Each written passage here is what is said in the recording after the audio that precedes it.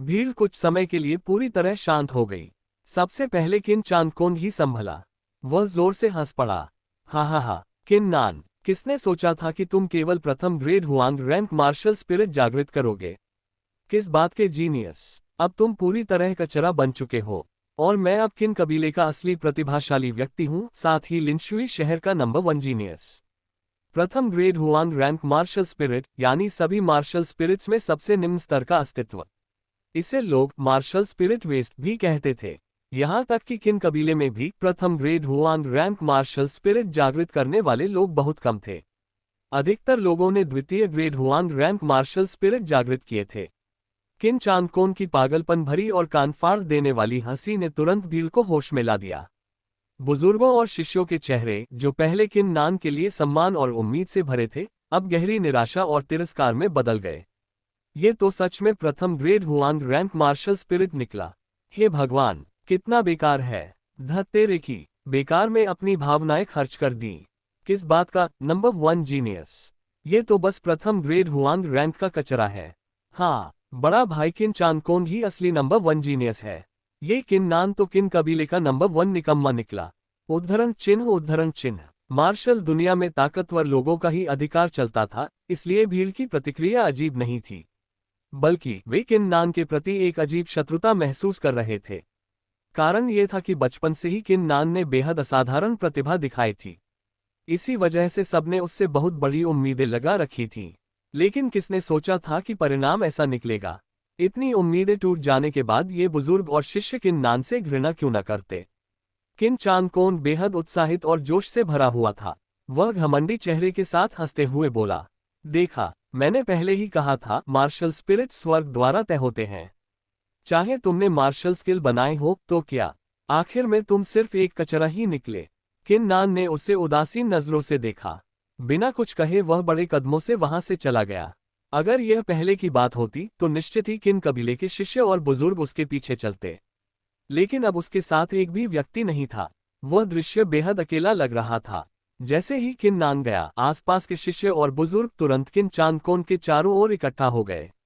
उनके चेहरों पर खुशामद साफ दिखाई दे रही थी। वाह, बड़े भाई किन चांदकोन, आपने हाल में हमारी तरफ ध्यान ही नहीं दिया। हमने आपको बहुत मिस किया। यंग मास्टर किन चांदकोन, अगर आप किन कबीले के युवा स्वामी बने तो ज्यादा उचित होगा। उस निकम्मे में क्या योग्यता है। यंग मास्टर किन चांदकोन, आज से मैं आपका अधीनस्थ हूँ। अगर आप मुझे पूर्व जाने को कहेंगे तो मैं कभी पश्चिम नहीं जाऊंगा। उद्धरण चिन्ह उद्धरण चिन्ह। मार्शल स्पिरिट जागरण समारोह समाप्त होने के थोड़ी देर बाद ही यह घटना पूरे किन कबीले और लिनशुई शहर में फैल गई। न केवल किन कबीले के लोग चौंक गए, बल्कि पूरा लिनशुई शहर स्तब्ध रह गया। उन्हें विश्वास नहीं हो रहा था कि लिनशुई शहर का नंबर 1 जीनियस, किन नान, वास्तव में प्रथम grade Huang rank martial spirit जागृत करेगा। लेकिन यह मार्शल दुनिया थी। लोग चाहे जितने हैरान हो, उनकी नजरें जल्दी ही किन चांदकोन पर टिक गईं। आखिरकार उसके पास 5वें grade Huang rank martial spirit था। लिनशुई शहर में वह सर्वोच्च प्रतिभाओं में गिना जाता था। मंच से उतरने के बाद किन नान सीधे अपने आंगन में लौट आया। शुरुआत से अब तक उसके चेहरे पर शांति बनी हुई थी, गुस्से की हल्की झलक तक नहीं थी। इस दुनिया का नियम यही था, केवल ताकत होने पर ही लोग सम्मान करते हैं।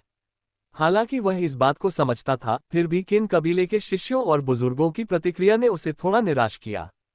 छोड़ो, उनकी चिंता करने की जरूरत नहीं। पहले इस मार्शल स्पिरिट का उपयोग करके साधना का अनुभव करता हूँ। किन नान जल्दी ही शांत हो गया। वह आंगन में पालथी मारकर बैठ गया। उसकी पीठ से स्कारलेट फ्लेम सेबर प्रकट हुई। वह धीरे धीरे ऊपर उठी और गर्मी की लहरें छोड़ने लगी। स्कारलेट फ्लेम सेबर हवा में तैर रही थी। उससे एक गहरा आकर्षण बल निकला, जिसने स्वर्ग और पृथ्वी की आध्यात्मिक ऊर्जा को खींचना शुरू कर दिया। जैसे ही आध्यात्मिक ऊर्जा किन नान के शरीर में प्रवेश करने लगी, वह थोड़ा चौंक गया। उसका पीला चेहरा लाल होने लगा, मानो उसने शराब पी ली हो। साधना की शुरुआत बॉडी टेम्परिंग, यानी शरीर को मजबूत करने के स्तर से होती थी, और इसके कुल 10 स्तर थे। जिसे बॉडी टेम्परिंग कहा जाता था, उसका अर्थ था शरीर में आध्यात्मिक ऊर्जा को अवशोषित कर उसे शुद्ध और मजबूत बनाना। इसलिए जब आध्यात्मिक ऊर्जा उसके शरीर में पहुंची तो उसकी नसें, मज्जा और शरीर मजबूत होने लगे। समय धीरे धीरे बीतता गया। 3 घंटे से अधिक समय के बाद किन नान ने आंखें खोलीं। उसके माथे पर पसीने की महीन बूंदें थीं।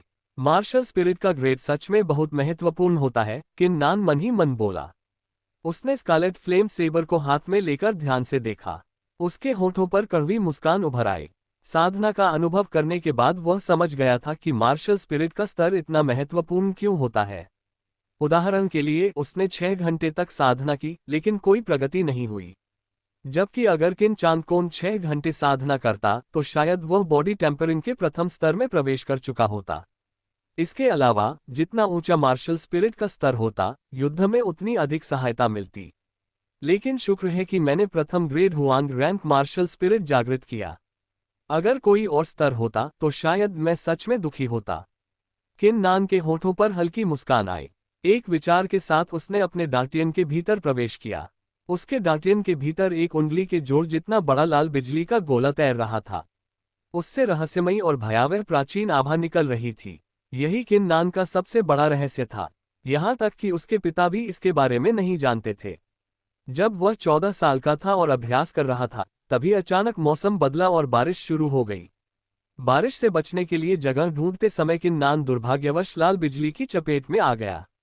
उस पर बिजली गिरने की घटना पूरे लिंशुई शहर में मशहूर हो गई थी। लेकिन किसी को यह नहीं पता था कि उस घटना के बाद उसके दिमाग में नई यादें उभर आई थीं और उसके शरीर में ये लाल बिजली प्रकट हुई थी। उन टूटी फूटी यादों के अनुसार ये लाल बिजली एक बिना मालिक वाला मार्शल स्पिरिट था, जिसे डिवाइन बैटल स्पिरिट कहा जाता है। अगर कोई इस डिवाइन बैटल स्पिरिट को पाना चाहता है तो उसे अपने स्वयं के मार्शल स्पिरिट की बलि देनी होगी। और जितना ऊंचा तुम्हारे मार्शल स्पिरिट का स्तर होगा, डिवाइन बैटल स्पिरिट जागृत होने की संभावना उतनी कम होगी। लेकिन अगर तुम्हारा मार्शल स्पिरिट प्रथम ग्रेड हुआंग रैंक का है तो डिवाइन बैटल स्पिरिट निश्चित रूप से जागृत हो सकता है। किन नान के होठों की मुस्कान और चौड़ी हो गई। यही कारण था कि प्रथम grade Huang rank martial spirit जागृत होने के बावजूद वह उदास नहीं था।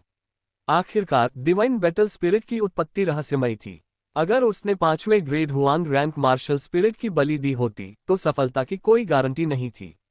किसी को बहुत आशावादी होना पड़ता अगर वह 5वें grade Huang rank martial spirit को बलि के रूप में इस्तेमाल करता। लेकिन अभी किन नान का मार्शल स्पिरिट सिर्फ प्रथम ग्रेड हुआंग रैंक का था। वह पहले से ही सबकी नजरों में बेकार था। ऐसे में बलि देने पर उसे कोई दबाव महसूस नहीं हो रहा था। उसके चेहरे की मुस्कान जल्दी ही गायब हो गई। उसने स्कारलेट फ्लेम सेबर को हाथ में पकड़ा, गहरी सांस ली और कहा, अब मैं इस सेबर को बलि के रूप में इस्तेमाल करूंगा। किन नान का चेहरा तुरंत गंभीर हो गया। उसने एक प्राचीन मंत्र का जाप शुरू कर दिया। इस मंत्र का नाम था स्पिरिट सैक्रिफाइस टेक्निक। यह तकनीक उसे उसी दिन यादों में मिली थी जब उस पर बिजली गिरी थी। स्पिरिट सैक्रिफाइस टेक्निक, जैसा नाम से स्पष्ट था, ऐसी तकनीक थी जो किसी को अपने ही मार्शल स्पिरिट की बलि देने की अनुमति देती थी।